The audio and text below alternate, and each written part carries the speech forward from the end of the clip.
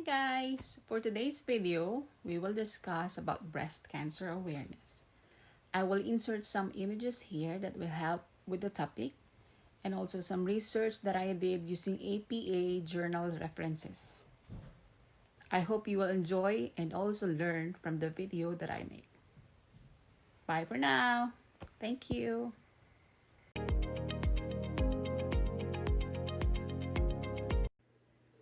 Breast cancer is the most common cancer among Canadian women, excluding non-melanoma skin cancers.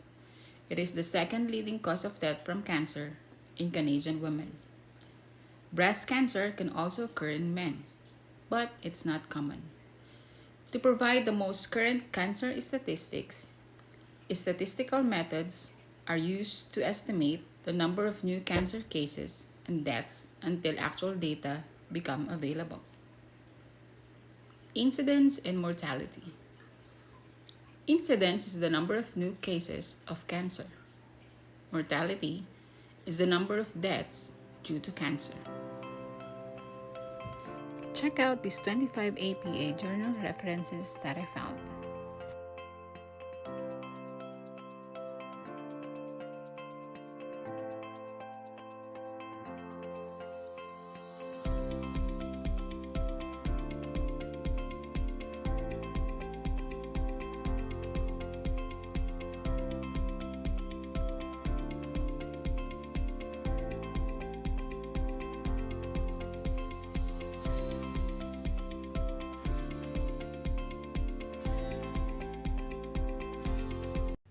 Okay, so now we are here on the second part of the video project that I'm making.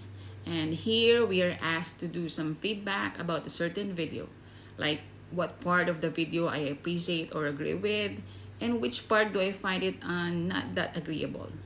And also, of course, I will insert some references on why I think that way.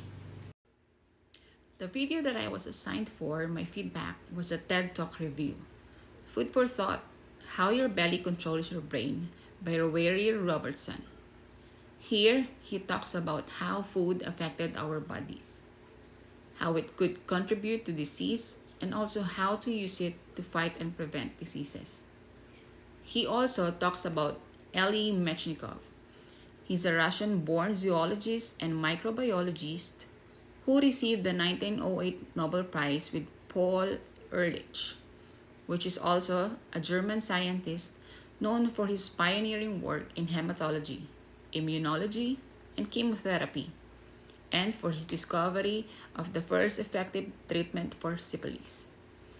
They both won this 1908 Nobel Prize for Physiology or Medicine for his discovery on animals of amoeba, like cells that engulf foreign bodies, such as bacteria, a phenomenon known as phagocytosis, and a fundamental part of immune response.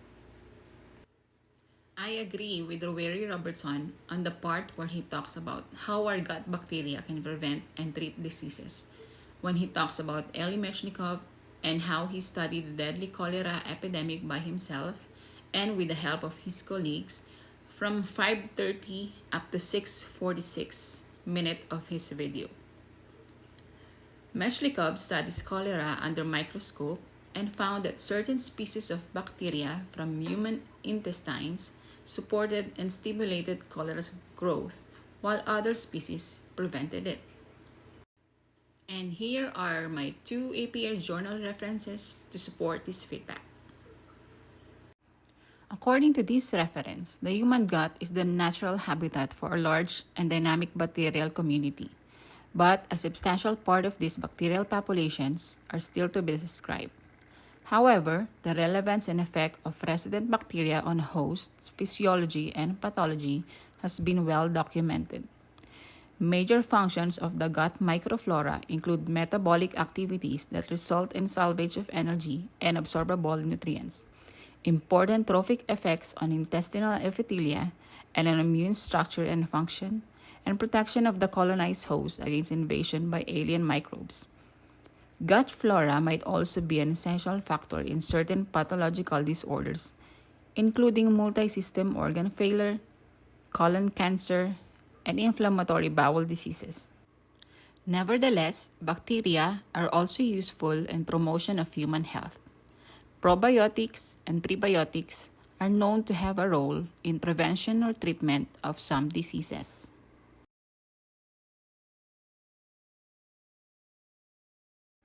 On the second reference, it says that the gut microbiota prevents exogenous pathogen infection through direct and indirect mechanisms. Pathogens have evolved strategies to evade direct competition with the resident microbiota by eradicating bacterial competitors,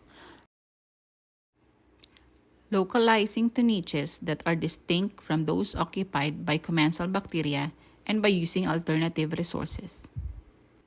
It also says that the gut microbiota regulates susceptibility to extraintestinal autoimmune diseases such as multiple sclerosis, type 1 diabetes, arthritis, and allergy. Okay, so this part is where I disagree with Roweri.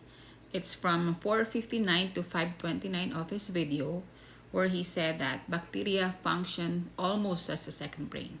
Where, first of all, what is brain? The brain is a complex organ that controls thought, memory, emotion, touch, motor skills, vision, breathing, temperature, hunger, and every process that regulates the body. Together, the brain and spinal cord that extends from it make up the central nervous system, or the CNS. How does the brain work? The brain sends and receives chemical and electrical signals throughout the body. Different signals control different processes, and your brain interprets each. So how can he say that the bacteria is almost the second brain of our body?